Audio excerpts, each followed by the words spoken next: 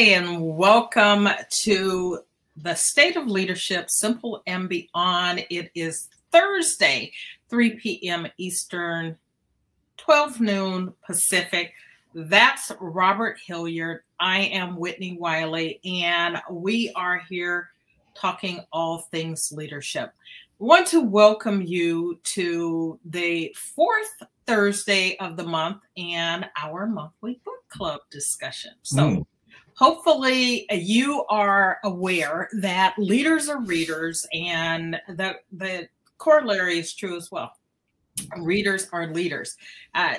There's a direct correlation between success and wealth and reading. Did you know that? Did you know that, Robert? I did. I knew you knew that. And when we're discussing reading, we're talking about reading in the broadest context. So traditional books, ebooks, and audiobooks. So we're talking about reading. It doesn't have to be you sitting and reading a book, but the other ways that we are reading with the I guess I will say technology, right? Taking advantage of technology. Rich people spend on average of at least 30 minutes reading per day, self-education and self-improvement. So we want to help encourage you with your reading habit, thus this book club. So we're going to be focusing on books that will help you improve personally and more specifically with your leadership knowledge and skills and with team building. And at the end of our time today, we'll share with you what our book is for February. But let's get to this month's book, The Miracle Morning by Hal Elrod. And I chose this book because leading others begins with leading yourself, right? You cannot do that effectively. If you can't lead yourself, you can't lead a team. You just can't. Think emotional intelligence, think trust, authenticity, all the things, right? And one of the best things that you can do for your personal development is to develop a morning routine. So before diving too much into the miracle morning and its approach to starting your day on the right foot, what is a morning routine and why is it important? What are some of the benefits of having one?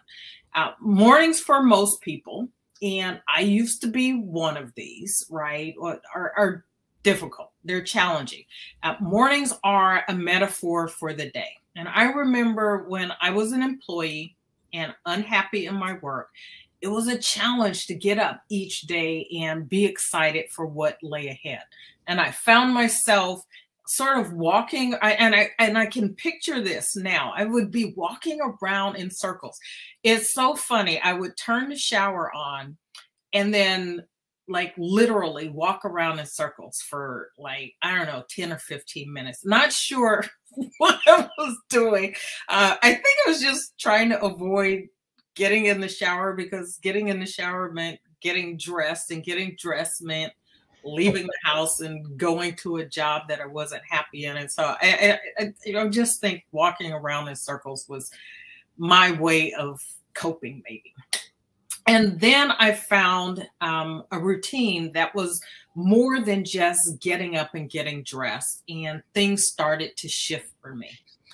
And then I found the miracle morning. So my evolution with my morning routine, it has been exactly that. It's been an evolution. It started one place, and then I found Miracle Morning. I read the 5 a.m. club, and some other things. And it's definitely helped me to level up my life. So in its basic terms, a morning routine simply means that you're performing the same basic tasks in the same order every morning. And there are both physiological, psychological, and physical benefits to having a routine. And they are, it prepares you for the day. right? It prepares you for the rest of the day, not just the morning, but the rest of the day. It sets you up on the right track from the moment you wake up, right? So it starts then. It increases productivity because you know what you're doing and you start the day accomplishing things, right? And the more we accomplish, the more successful we are, the more that sort of builds on itself. It releases endorphins and serotonin and dopamine, right? When you acknowledge and celebrate your wins. And so it helps you to actually do more of the things that you want to do. And it helps you avoid wasting time, like walking around in circles for no good reason. I can picture that in my head. It helps you build healthy habits, the first of which is not hitting the snooze button. It helps to increase your energy levels. So this is the result of a morning routine, this energy levels, right? Because you don't give in to your inclination to be lazy, right? And there are other practices that you can include that help your energy level even more. Exercise, vigorous exercise in the morning, meditations, cold showers or cold plunges. I can see Robert's like shivering. Well, you live on the East Coast. It's already cold. I guess you don't need that, right? And there are so many other benefits. So you can create a morning routine doing anything that you want that helps you focus on creating and stepping into a positive day. But we're going to start with the routine that's laid out in the Miracle Morning. And a couple of things that the book states that are what the author Hal Elrod calls 3 imperatives. One is that you're worthy, deserving, and capable of creating and sustaining extraordinary health, wealth, happiness, love, and success. That you are as worthy of that as anybody else, right?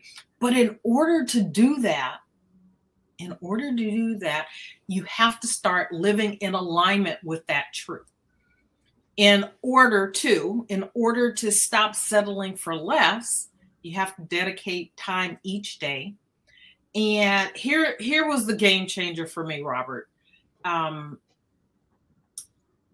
It's not just dedicating time each day to the task, right? But who you become in the process, becoming the person that you need to be in order to get what you desire. And when I said that was a game changer, so the Miracle Morning in and of itself, and I'll talk about this in a little bit, the Miracle Morning in itself was like life-changing. That particular piece about becoming the person that you need to be and have what you want, just whole other level. And then how you wake up each morning and your morning routine, this is number 3, how you wake up each morning and your morning routine affects the levels of success that you have in every area of your life. So it's not just about waking up, right? But this impacts everything about you and what you do.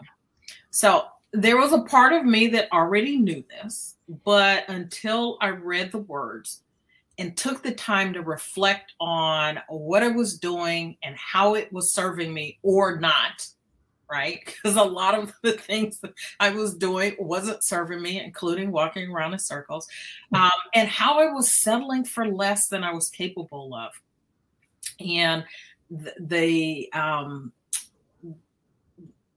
continuing, like waking up, and being content to just wake up when I want it.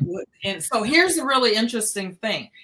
When I was an employee, right, I had that habit of walking around in circles. As a self-employed person who's been doing pretty well, right, I had a morning practice and I sort of talked myself out of it because it was like, well, you're self-employed. You can get up when you want, do what you want, the way you want, and everything would be great. And the reality wasn't.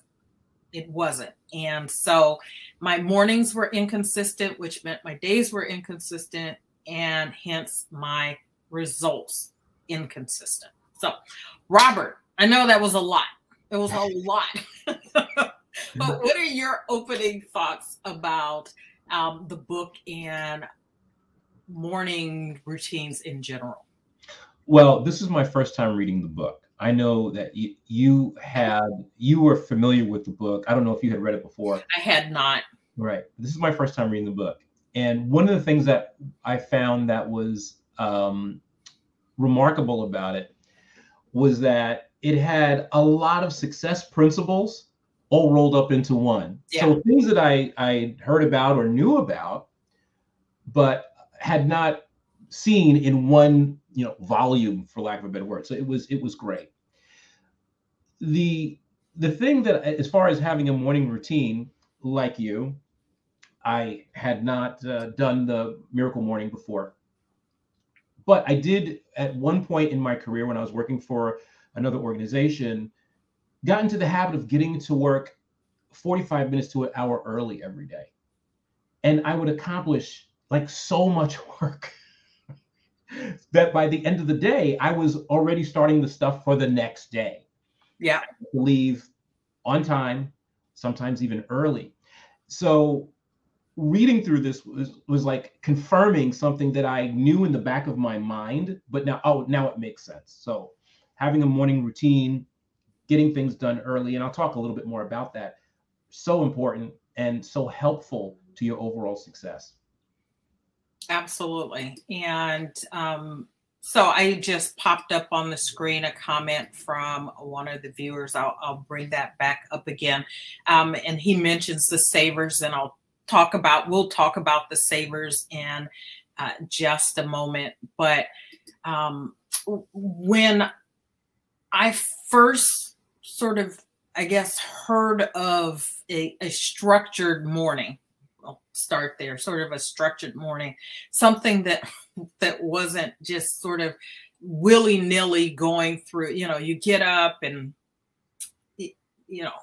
you're pressed for time, right? So here's the thing, and one of the things that gets pointed out in the book is that when we wake up, and ultimately this is about waking up with intentionality, right? Which I think ultimately is the thing, is that we have to wake up with a purpose.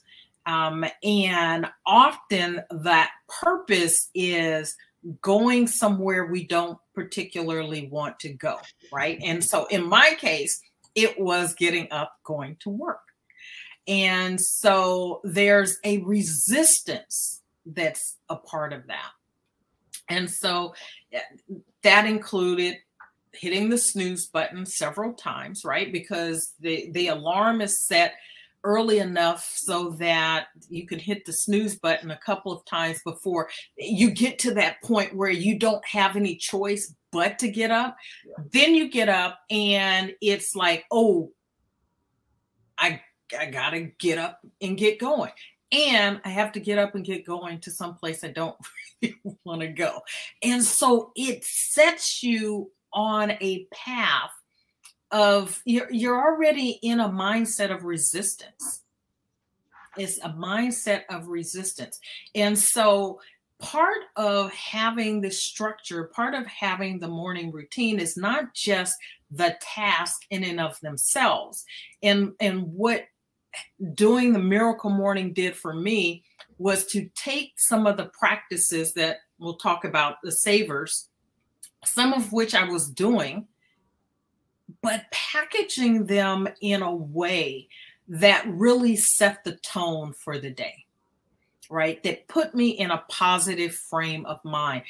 And I started doing this when I was still in that job.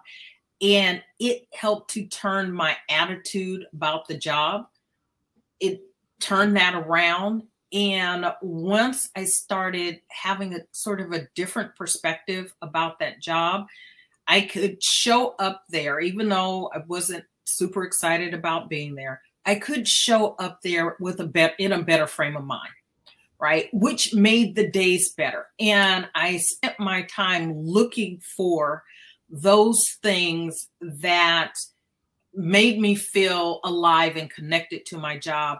So that included the people that I worked with, some of the people that I worked with, and it in particular included the training and the internship programs that I had created. So those were things that were really important to me. And I think actually came about because I had shifted my mindset about work and going in the first place. So I'm interested in knowing, you mentioned showing up to work 45 minutes earlier. Before you got to work, was there something, and we're going to talk about savers and this part in the book in just a second, but was there something that you were doing that allowed you or made you think to show up early? And did you have a structure already in your day that allowed you? I can't imagine really having shown up, for a huge portion of my work history, 45 minutes early. What got you there? It happened by mistake. So the first time it happened, it was the first time it happened. I just, for some reason, all the stars were aligned, and I got to work early one day, and I was like, okay, I'm going to sit at my desk and start my work while I have my breakfast. And I noticed it was quiet. I didn't have interruptions. A lot of the folks that would come, came later, they would start coming into the office and they would, ask you questions. I got a chance to get that focused work done. Yeah. And a lot of the work that I had to do I needed to focus on it for a while. And then, I was able to make oh, wow, that happened because I went to work early. And I just started making it a regular routine. And now sometimes there were days when I would, I didn't feel like going in early and I would just start my regular time. But for the most part, in my tenure in that organization, I got there early and got a lot of stuff done. And it was interesting because I hadn't really thought about it until one day my manager made a comment about it. And I was like, oh, this is, I'm not doing it for kudos, right? Yeah, it was like it just helped me work faster. But it was just really funny. So did you do something at home in order to prepare you that actually gave you time so that you could get there on time, or did you walk around aimlessly in circles? No, because it was one of those things, and this started, now that we're really talking about it, I can start thinking about what precipitated it. I had taken a meditation class, and they suggested starting early in the morning to set your mindset for the day. And rather than meditating and then, getting up early and meditating and then watching TV, I said, I might as well get up, meditate, get my day ready, and then go to work.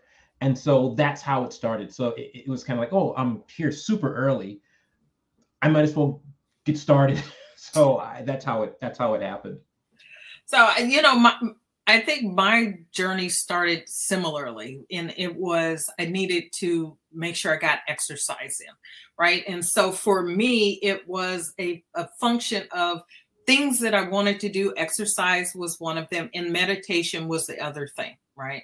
And I wanted to make sure that I was consistent with getting it done. And one of the things that I learned over time was that when I exercised and meditated in the morning, I was more consistent in getting them done than when I saved them for other times of the day. Sometimes I would think, well, I could go to the gym or go for a walk or a run at lunchtime or after work. Well, inevitably, when you plan to do something at lunchtime, somebody else comes in and starts infringing on your time, or a meeting goes longer than it was supposed to. And those things got shifted or left off the table altogether. And then certainly doing it after work, having the energy to want to do that, particularly during those times when I was not happy in my work. It drains you of your energy and sort of the wherewithal, right? I guess you could call it willpower, but that spark that makes you want to do something at the end of the day, it was just gone. And so I was like, okay, so if I do it in the morning, there's nothing competing with that except wanting to stay in bed longer. And so it became, well, if you're going to get exercise and you're going to get your meditation in, you just have to get up and get that done. So for me, it started there. And then I added in, I wanted to journal. Mm-hmm. Same thing. If I don't journal in the morning, it's not going to get done. So at the time that I first learned about the Miracle Morning, I was meditating, exercising, and journaling. Mm-hmm. But they were sort of three discrete activities that I wanted to get done. And what the book did for me, or the concepts of the book did for me, because I didn't read this. I didn't even realize that I hadn't read the book until I read the book. But there's a whole series of books, and it was mentioned. John mentioned the Miracle Morning for salespeople. Yeah. Well, I read the Miracle Morning for real estate agents and the Miracle Morning for writers. There are, I think, 15 different books that cover different aspects and how it can help you in different areas of your life, relationships, as a parent, different job industries and things like that. And so I had the familiarity with it and the concept that Hal calls lifesavers. And so I want to talk a little bit about the lifesavers and how I added these components in with intentionality again, right? Being clear about why I was doing it and how that helped to shift not just what I was doing, but the results that were coming from what I was doing. So the lifesavers are these activities that have been shown scientifically and otherwise to have great impact on our lives. So Robert mentioned meditation. I added to that exercise and journaling, right? And so the way Lifesavers is laid out is as an acronym. So SAVERS, SAVERS, SAVERS is silence. That's meditation, prayer, just spending time quietly contemplating. You can ask questions, you can sit and listen, you could use guided meditation. The way you go about that is what can work for you, but it's about being quiet and listening. So S is for silence. A is for affirmations. I was not doing affirmations, I would say, in any sort of structured way. Every now and then when I wanted something or something wasn't going well in my life, someone would say, you should do some affirmations. So I would throw affirmations around here and there, sort of willy-nilly, when it dawned on me to do that. So V is for visualization. And I will absolutely own this. It never really dawned on me to visualize what I want. I'm not a particularly visual person. And it's really interesting because my husband is very visual. He sees things in living color. He dreams, he remembers his dreams. I hardly ever remember dreams, if I dream at all. And they rarely are. And I can think of maybe 3 times as an adult when I had a really vivid, colorful, very clear dream. And so visualization wasn't something that I was incorporating at all until I went to a Tony Robbins event about 5 years ago. And he talked a lot about visualization and walked us through some visualization exercise. I was like, oh, I can do that. Right. So part of it was I didn't really know what it was and didn't think that I could. So that was the V. E is for exercise. Right. And so you want to get some exercise. R is for reading, which, you know, we're talking here about reading and through the book club. And then S is for scribing. And it's really journaling, writing, right? And Hal explains it in the book. He calls it scribing. And I don't think anyone in America would say scribing. It's sort of an old English usage of the word, you know, a scribe. Well, he was very but it makes sense for the acronym. A W at the end would make a lot of sense. So yeah, he was very transparent about that. So that's the savers, the lifesavers, and you can read the book to find out how he came up with that and why it's important to read his life story and how he used them to turn his life around from like the lowest times of his life. He had an experience where he was pronounced dead for, if I remember correctly, like 6 minutes. He had financial problems, relationship problems, all kinds of things going on. And these activities brought together, right? Because any individual one will do wonders for your life.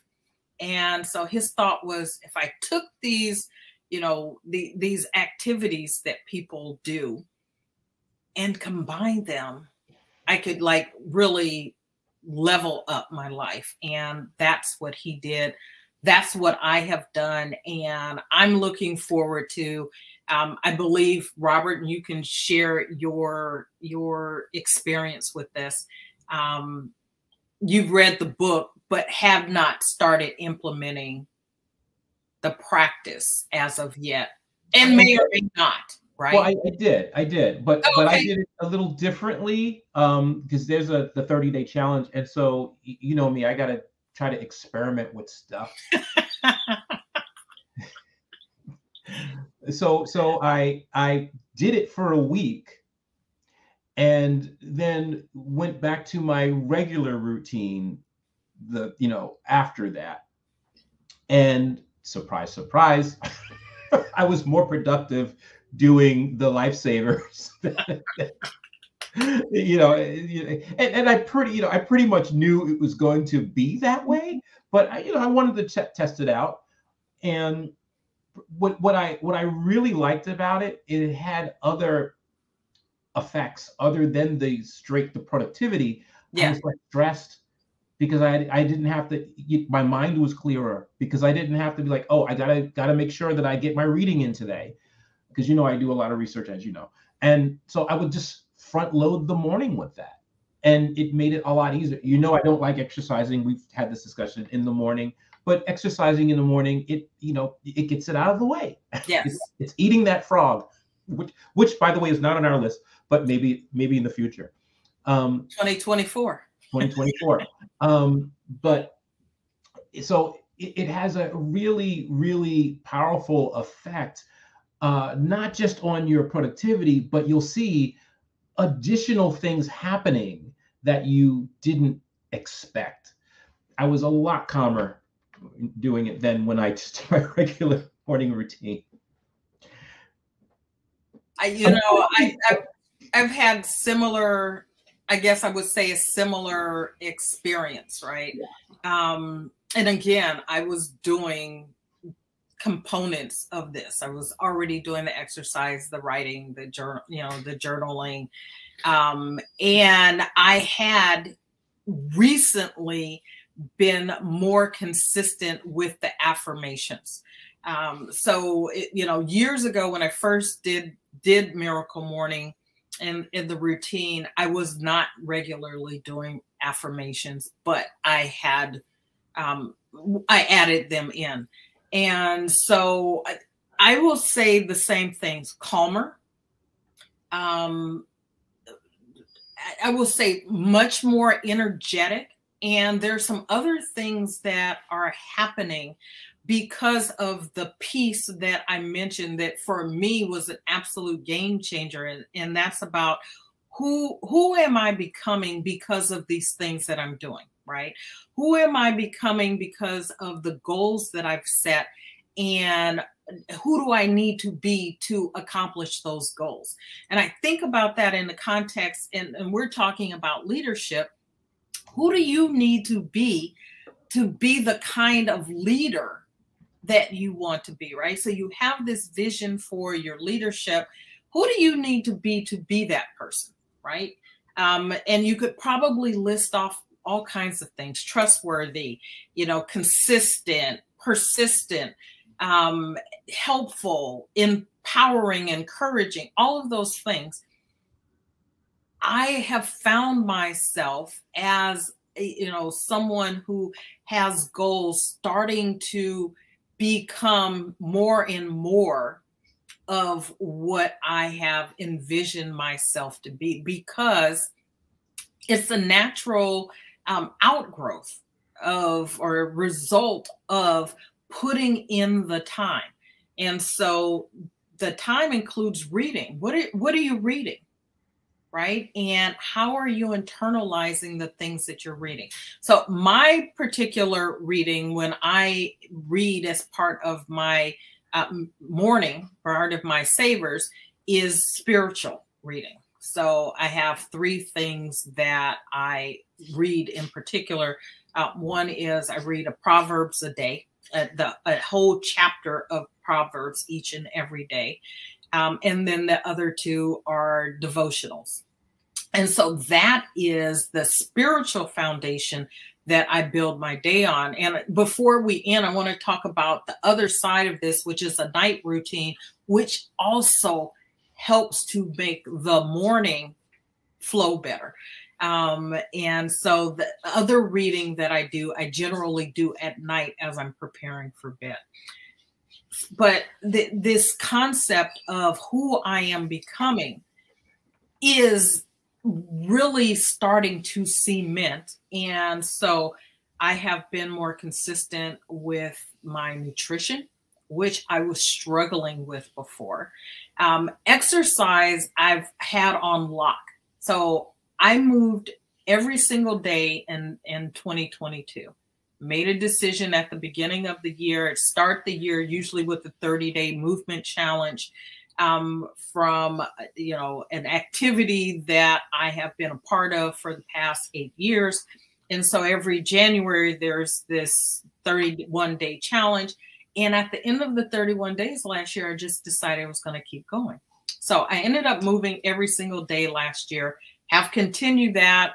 We are 26 days in. So add 26 to 365, I'm at 391. If my math is right, 391 days. And I thought, well, I can certainly take what I've learned about consistency and discipline in that and apply it to these other areas of my life. Because the kind of leader that I want to be, the kind of person that I want to be, the person that I want to be is consistent, is disciplined, right? Not just with exercise, but with what I'm putting in my mouth, what I'm reading, what I'm listening to, right? What I'm watching on TV. And we don't have TV. We stream, the things that we want to watch, but that I can be disciplined with those things. And so that is, I'm finding to be the real benefit of this, is that I am absolutely becoming the person that I'm visualizing myself to be. That's great. One of the things that I loved about the book as well, I mentioned that it had a lot of success principles rolled up into one volume. One of the things that I really loved was early in the book when it talked about, and these are things that I applied in my life already, but it was great to have them reaffirmed. And that was, your level of success will not outpace your level of self-development. And that's something that a lot of people struggle with. They want to have success and they don't know what they're missing, but it's your level of self-development. That's one thing. And the other one was gap focus. How we always, as human beings, we look at what we're missing, what we lack, and instead of being grateful for the things that we have. So we can add that as something we'll talk about in a nighttime routine, but I'm going to give you a hint. It's gratitude. And the other thing that I really loved about the lifesavers in general was that they were flexible, and he made his a purpose. He was purposely saying a lot of it. Some of these may not work for you. Work with them, massage them, have them work for you. And one of the things that I really liked was the 6-minute miracle morning. If you can't do all of it, if you can't spend 60 minutes, well, here's a 6-minute version of it. The whole idea is do something, get into a routine in the morning that allows you to have these self-development tools at your disposal so that you can take advantage of them and reap the rewards of them. So that's one of the things that I really, really liked about it. And I appreciate you bringing that up, the flexibility aspect. No matter how good any particular tool strategy works, if you won't use it, it doesn't matter, right? If you're not going to use it, it doesn't matter. So Robert mentioned that the way this is envisioned is that you would spend 10 minutes ideally on each of these activities, but you don't have to, right? You can do it in as little as 6 minutes, 1 minute each. You could do it for 60 minutes, 10 minutes each. You could take your 60 minutes, let's say you have an hour, you could decide that journaling is more important and beneficial to you than maybe visualization. So you could take some of the time from the visualization and put it to journaling. You could mix it and match it any way that you need to make it work for you. What I would say and suggest is that you give it a try the way it's laid out, and then play around with it to find what works for you. Ultimately, figure out what works for you, because if you don't use it, it's not going to help you, right? And so if you feel like I'm not a morning person, which he addresses, right? How to become a morning person, or how to work around you not being one, which I would say start saying I'm not a morning person. Right? That's the first thing, is to stop saying, I'm not a morning person. So just stop saying that and think about how you could start to shift that. So there are some suggestions in the book. Absolutely, look at what he's saying in the book. But ultimately, figure out what works for you. And if one of the 6 doesn't work for you and something else does, maybe, something that you're a musician. Robert's a musician. I don't know that Robert does this or ever did this. I'm just throwing this out there. But maybe your silent time isn't so much that it's silent, but maybe it's meditation by playing your instrument, right? Maybe it's 5-10 minutes just playing your instrument and feeling what you feel when you're being creative or making music or drawing or art, whatever it is, right? That you find what works for you, that you understand the essence of what the practice can do for you, and then figure out what will actually work for you. Absolutely. And I have done that. I have used playing instruments as a mindfulness practice, primarily when I'm working on a difficult passage. Instead of being frustrated and beating myself and having that gap focus is start noticing what's going on here. Why am I tense? Am I not breathing when I get to this part? You know, you can incorporate those things in nearly any aspect of your life. So I thought that, you know, and you know me in alliterations. Whenever I hear alliterations in titles, you know me, I get like, oh no. So I heard Miracle Morning, and I was like, oh. But it was a great book, I have to say. I had to set aside my prejudice against alliterative titles, but it was a fantastic book. Or the mornings, which is the other thing, and the flexibility of this, right? You can take the lifesavers and make them whatever length of time is needed for you, but you don't have to do it in the morning. Right. You do not have to do this in the morning. So I would say this: you should still be waking up with intention. Stop snoozing. And there's a whole section dedicated to why snoozing is not helpful, is not healthy, and it's not helpful, right? One is that you're not getting the sleep that you think that you're getting. Once you wake up and you start hitting the snooze, you're never going to get that back to sleep the way you want, unless you totally turn the snooze. You just turn the alarm off and go back to sleep. Right. But that's not helping you to move into your day. So do it at another time of the day if you need to, or do the components in the morning that work for you and move the others into other times of the day.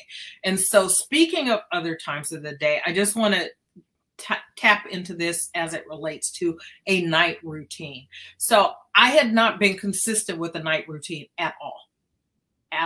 So when I chose this book for our first book for this year and made the decision to actually read the book, I made the decision that I was going to have a night routine as well. And part of that is because the night gives you an opportunity to be grateful, right? To revisit what happened in the day, to find your wins, right? To, again, end the day on a positive note with the endorphins and dopamine and serotonin that comes with celebrations and succeeding. And so you can take that, add it to gratitude. I added some other components that were important, one of which is reading. And I use that sort of as the last thing I do before, and I put the book down and then can go to sleep. I've set a time to start my evening routine, night routine, and a lights out, like a strict lights out time. Which is more a mask on time because I share space with someone else who is a night person. So I'm a morning person. He's a night person. So he's up. So I just put the sleep mask on and at a particular time and I'm done. And sometimes I'll put my headphones on and I'll run a meditation app or something. And sometimes I'm listening to a book until I fall off to sleep. So, but having that, right, including whether it's a hot bath or stretching, you know, brushing, flossing, all of those things are also part of your routine, morning and night. And it then sets me up. I've reviewed the day. I've thought about what's to come the next day. I'm relaxed. I go to sleep. I sleep well. And sleeping well is a huge component of being able to wake up on time and on purpose. Yeah, you're a lot better than I am at nighttime. One of the things that I like to do at night is I like to start the morning when it's quiet. I like to end the night when it's quiet. So I tend to go to bed a little later. So I can take advantage of just a little alone time, having that quiet. And I make it a habit to reflect on the day, on what's happened during the day, particularly my successes. And then I'll look at my challenges and what I'm learning from my challenges. Yes. I used to, years ago, I would just go to bed thinking about what, not challenges, but what went wrong. Yes. Why they went wrong, and how I'm going to be tortured by, that was, and then I couldn't sleep because I'd be trying to figure out. All wrapped up about it. Yeah. And so, and particularly, I like to start with the challenges and end with the successes, so that I'm ending with something positive. And it's really important, and I've heard, and there's a lot of science to back this up, when you make that the last thing, last conscious thought, write it down, and I do some journaling at night as well. It helps cement it into your subconscious. So you're looking at those things. So even when you're sleeping. So that's how I like to end my night. There is a, you know me, I don't like to get too much into the woo-woo, but when you wake up early in the morning and you can actually hear nature, and which you typically can't do when you're waking up and you're rushing, you probably could if you slow down a little bit. But if you wake up later and you're rushing, you're not going to be attentive to those things. But when you wake up and you have that intention and you can sit down and you get your tea or your coffee or water or whatever it is and sit in silence, you actually can see that stuff, and you become, for lack of a better term, one with that stuff. You're immersed in it. I have to do the same thing at night, and just to be sitting in silence and to just start to wind down. I also do, before I do my practicing, any of the musical stuff I like to do at night as well. Not right before bed, but certainly leading up to that. And then I go ahead and I'll start my wind down kind of mindfulness, decompressing for the day. I say we're not that different, you and I. You're just more structured.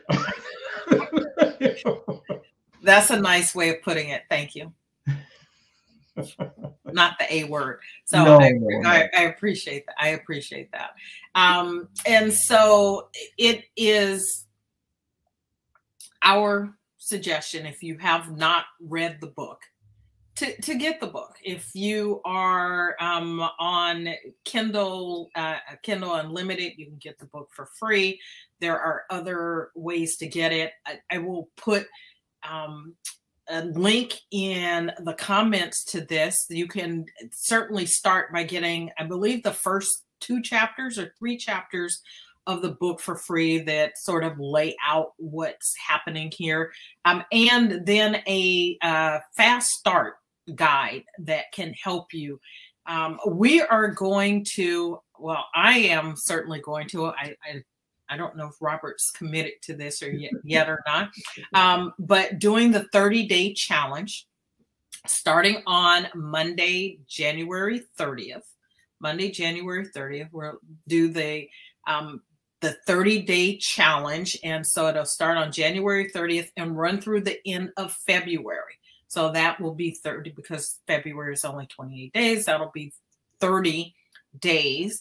And would love to, I'll post about what's happening on those 30 days, things that I'm feeling and how things are changing. I invite Robert to share as well. Robert's not a huge sharer or poster on social, but for this is science.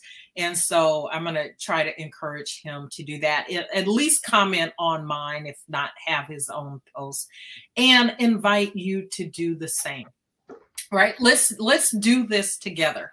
Let's do this together. Let's learn. Let's grow. Become the people that we need to be to accomplish the things that we are setting out to accomplish. And having a morning routine is a huge part of that, right? Your personal development and your ability to become all that you are capable of being. So again, this is about your leadership. You become better, you be better, you can lead better. right? And so we're here helping you to do that. I want to also share with you, so our February book selection is one that Robert selected. And it's Leading with Soul by Lee Bowman and Terrence Deal. And this is the story of an executive and his quest for deeper meaning and a more fulfilling work experience. And wouldn't we all love to have a more fulfilling work experience, regardless of what you're doing, where you're doing it, who you're doing it for. And a lot of that is on us, right? And Robert and I talk a lot about what's happening in corporations and culture and the responsibility of leaders to create these environments that matter for their people. But we all have a responsibility to and a role to play in the creation of those cultures and those experiences. So I think you'll love this book, and Robert will lead our discussion on this next month. Read the book and then join us on the fourth Thursday, which is February 23rd, noon Pacific, 3 p.m. Eastern, for the discussion. So we look forward to seeing you next month for that.